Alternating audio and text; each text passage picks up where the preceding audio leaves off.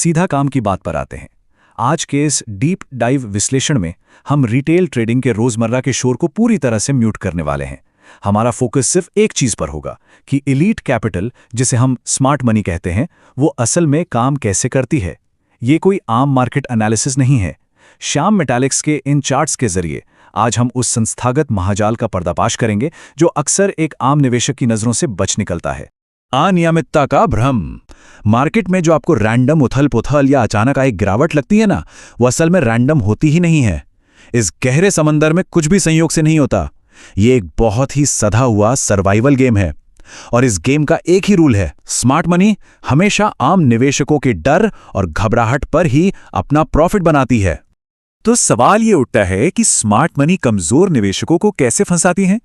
आगे के price action को डीकोड करने से पहले हमें वॉल स्ट्रीट लेवल के इस ट्रैप के पूरे मैकेनिज्म को समझना होगा। ये समझना होगा कि कैसे वो बड़े खिलाड़ी कमजोर हाथों को सिस्टम से बाहर का रास्ता दिखाते हैं। इसे वित्तीय भाषा में संस्थागत इन्वेंट्री ट्रांसफर यानी इंस्टीट्यूशनल इन्वेंट्री ट्रांसफर कहते हैं। ये पूरी प्रक्रिया बिल्कुल खामोशी से अंजाम दी जाती है।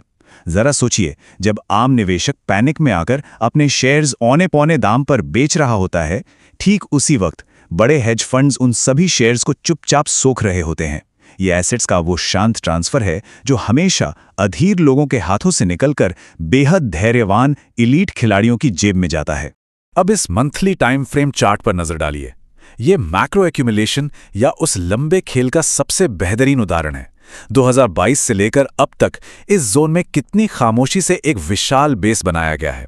जहां एक आम रिटेल ट्रेडर कुछ हफ्तों या महीनों में हार मान लेता है, वहीं ये बड़ी संस्थाएं सालों तक एक ही दायरे में धीरे धीरे अपना खजाना भरती रहती हैं। यह रिटेल पैनिक और संस्थागत अवशोषण का सीधा टकराव देखने को मिलता है। जब कीमतों में भारी गिरावट आती है तो आम पब्लिक को एक बड़ा क्रैश दिखाई देता है और पैनिक सेलिंग शुरू हो जाती है। लेकिन इंस्टीट्यूशनल एल्गोरिदम्स की नज़र में ये कोई क्रैश नहीं है। उनके लिए ये एक हाईली कैलकुलेटेड लिक्विडिटी इवेंट है, यानी बेहद सस्ते में माल बटोरने का एक शानदार मौका।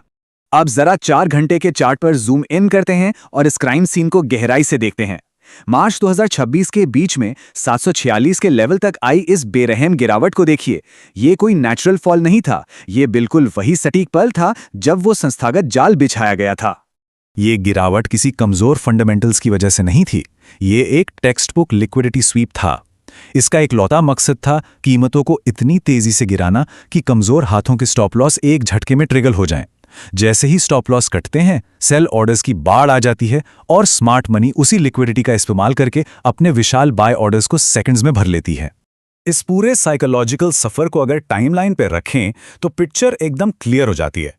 पहले 2025 के हाइज, फिर 2026 के फर्स्ट क्वार्टर में 746 तक की वो क्रूर गिरावट और उसके बाद अप्रैल महीने का वो धीमा, थका देने वाला एक्यूमुलेशन। ये दिखाता है कि स्मार्ट मनी कितने लंबे समय तक इंतजार कर सकती है, बस आम निवेशक का मनोबल पूरी तरह तोड़ने के लिए। और यही चीज हमें इस कहानी के सबसे अहम हिस्से तक लाती है, जो है 450 से 870 के बीच का वो एक्यूमुलेशन वॉल्ट। ये वो दायरा है जहां मार्केट फंसा हुआ महसूस होता है। रिटेलर्स के लिए ये सबसे दर्दनाक समय होता है, लेकिन बड़े खिलाड़ियों के लिए ये अपनी तिजोरी भरने का सबसे प्राइम टाइम है। इन दोनों चार्ट्स को अगल बगल रखकर देखिए। छोटे 4 घंटे के चार्ट पर यह 750 से 870 का दायरा बहुत ही चौपी और अस्थिर लगता है, लेकिन उसी वक्त 1 महीने के मैक्रो चार्ट पर देखिए, यह बिल्कुल शांत है। इसी खामोशी के पीछे अंधेरे में लाखों शेयर्स हाथों हाथ बदल गए और किसी भी ब्रेकआउट स्कैनर को इसकी भनक तक नहीं लगने दी गई।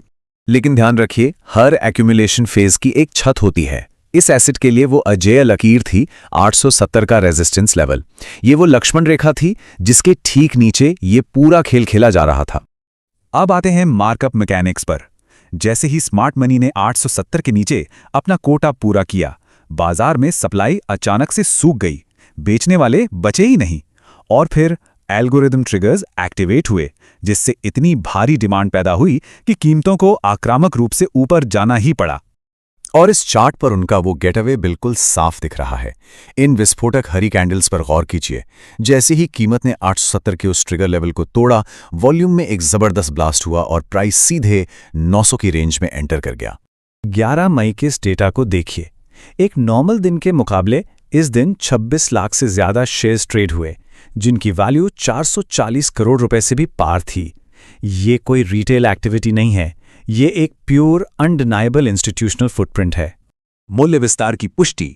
वॉल्यूम के इस महाविस्फोट ने साफ कर दिया कि ट्रैप खत्म हो चुका है और अब प्राइस एक्सपेंशन का रिलेंटलेस दौर शुरू हो चुका है।